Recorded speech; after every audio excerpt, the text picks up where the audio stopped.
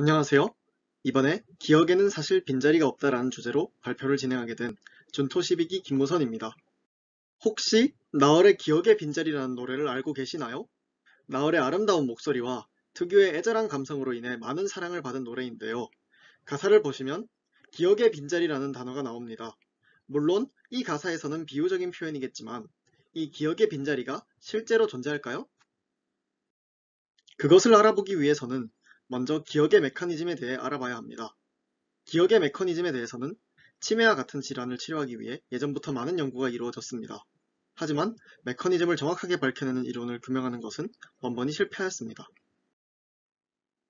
그리고 2021년 2월경 기억의 메커니즘을 규명하는 새로운 이론을 창립한 논문이 뉴로사이언스 저널에 실리게 됩니다. 그 이론의 이름은 메시커드 이론입니다. 이 이론의 결론을 먼저 말하자면 뇌의 신경세포가 기억을 저장할 때 컴퓨터와 유사한 이진수 방식으로 저장한다는 것입니다. 그리고 이렇게 컴퓨터와 유사한 방식으로 저장된 기억을 읽어드리고 활용하는 방식도 컴퓨터와 유사하다고 추측하였습니다.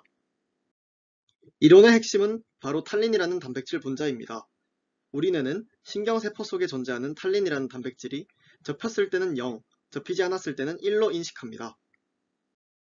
요컨대 그림처럼 펼쳐지고 접힌 탈린 단백질을 우리 뇌는 이렇게 0과 1로 인식하는 것입니다.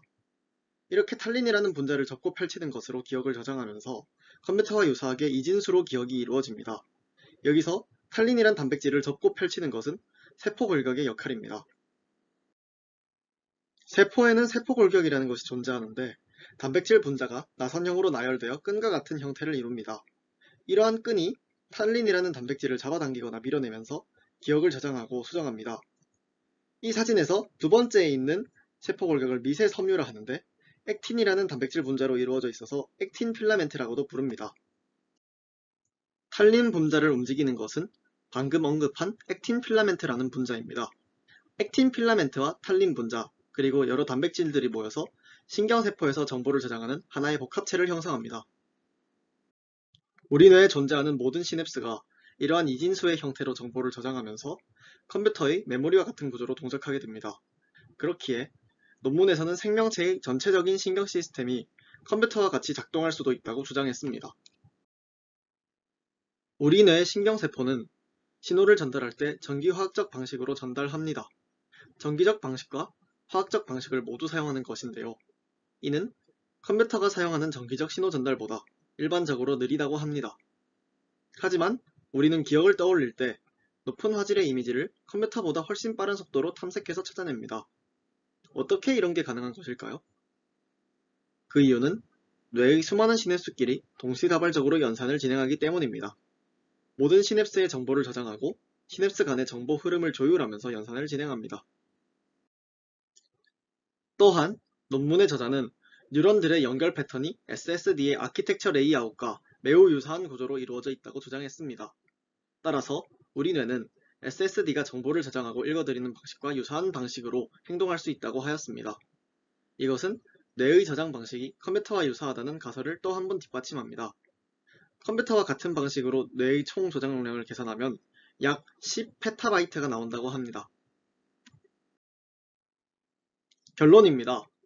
컴퓨터와 뇌의 구조가 놀랍도록 유사하다는 것이 첫 번째 결론이고, 기억이 저장되는 방식은 탈린 분자의 접힘이기 때문에 빈자리는 존재하지 않는다는 것이 두 번째입니다. 메쉬코드 이론을 활용하면 미래에 많은 발전을 이루어낼 수 있습니다. 기억이 저장되는 방식에 대해 이해하게 되면서 치매와 같은 뇌 질환을 치료하는 돌파구를 만들어 줄 수도 있고, 뇌가 동작하는 방식을 이해하면서 인공지능의 발전을 이루어낼 수도 있습니다. 하지만 메쉬코드 이론에 한계 또한 존재합니다. 이 이론 또한 하나의 가설일 뿐이고 정확한 내용이 아닙니다. 우리는 아직 우리 뇌에 대해 잘 모르고 밝혀내야 할 것이 많습니다. 지금까지 생명과학이 발전할 수 있었던 것은 모두 생명과학 연구자분들의 기나긴 노력이 있었기 때문입니다. 앞으로도 연구자분들의 이러한 노력은 이어질 것이고, 메쉬코드 이론에서부터 시작해서 연구와 발전을 거듭하다 보면 언젠가는 기억에 대해 완전히 이해할 수 있는 날이 오지 않을까요?